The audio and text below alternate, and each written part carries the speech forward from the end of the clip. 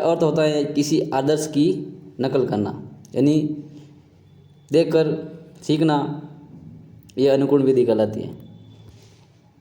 इनका जनक है प्लेटो। प्लेटो के अनुसार नकल करना ही अनुकरण विधि कहलाता है।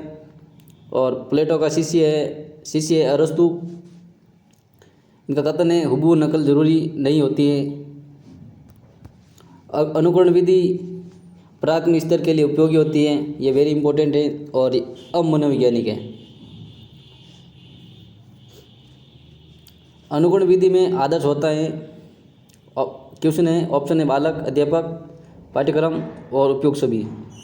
तो अनुकरण विधि का आदर्श है अध्यापक, शिक्षक, इसलिए यानी बाल केंद्रित नहीं है, इसलिए शिक्षक केंद्रित यह विधि है, तो इसको अमनोवैज्ञानिक विधि कहा जाता है। जो भी विधि बाल केंद्रित होगी वह मनोवैज्ञानिक विधि होगी। अनुकरण 3 प्रकार से होता है। लेखन अनुकरण जो प्राथमिक स्तर के लिए उपयोगी है, उच्चारण अनुकरण और लेखन अनुकरण दोनों। तीसरा प्रकार है रचना अनुकरण जो माध्यमिक स्तर पर उपयोगी है। सबसे पहला है लेखन अनुकरण, यानी रूपरेखा लेखन। जैसे रूपरेखा बना दी जाती है, क को ऐसे लिखने के बाद फिर बच्चों को सिखाया जाता है ऐसे, इस पर फिर कलम द्वारा उस पर लिखा जाता है, यानी ये स्वतंत्र लेखन है। जैसे क अध्यापक द्वारा लिखा जाता है, फिर उसी प्रकार बालक लिखता है उस पर। दूसरा है उच्चारण अनुकरण, यानी बच्चों को बोलकर सिखाना, ये उच्चारण अनुकूल है। रचना अनुकूल जैसे प्रार्थना पत्र, निबंध लिखना, यह रचना अनुकूल है। जैसे गाय के बारे में निबंध लिखना। क्वेश्चन है इसके, अनुकरण वाचन के प्रकार होते हैं। तो अनुकरण वाचन के प्रकार 2 होते हैं, स्वतंत्र वाचन और लिखित वाचन।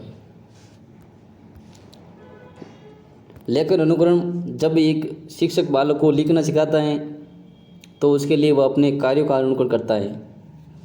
लेखन अनुकरण 2 प्रकार का होता है, रूपरेखा लेखन और स्वतंत्र लेखन।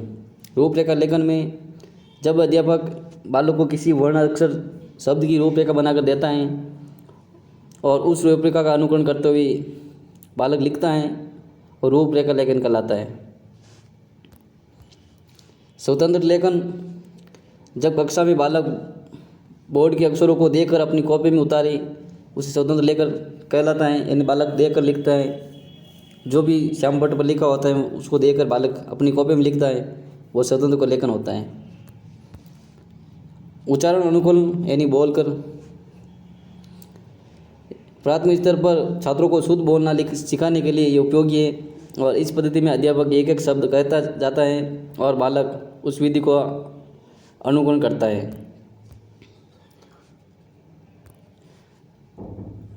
उस ध्वनि का उच्चारण करता है बालक। और यह सर्वाधिक उपयोग इसका जहाँ पर एक अक्षर की एक से अधिक ध्वनियाँ होती हैं, वह अर्थात जहाँ पर लिखा कुछ जाता है और पढ़ा कुछ जाता है। जैसे कुट का अर्थ होता है कट, जैसे पुट है, इस समान शब्दों को सिखाया जाता है।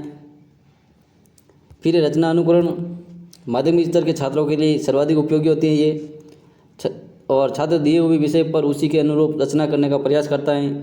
जैसे दीपावली का निबंध सिखाकर होली का निबंध लिखने को कहा जाता है। यह विधि पूर्णतः अमनोवैज्ञानिक है। इसमें भाषा तो छात्रा की होती है, किंतु शैली के लिए आदर्श रचना पर निर्भर करना पड़ता है, इसलिए अमनोवैज्ञानिक है। अनुकरण वाचन के बाद उच्चारण अभ्यास करवाया जाता है और बुनियादी शिक्षा में अनुकरणात्मक विधि सफलतम विधि है।